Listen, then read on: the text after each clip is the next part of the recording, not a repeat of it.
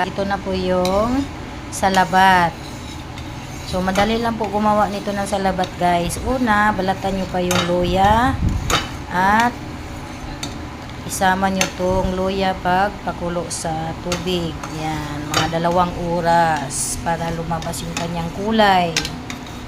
Oh. Yan siya, guys. Palamigin na natin, guys. Kasi ilalagay natin dito sa pitsil na mayroong nito, limon. So, ayan. Yan siya, 2 pitsil yan. Kung makati ang mga lalamunan nyo, yan, maganda itong salabat. Or mayroon kayong ubo na mamaos ang busis nyo. So, ayan, maganda ito, guys, inumin.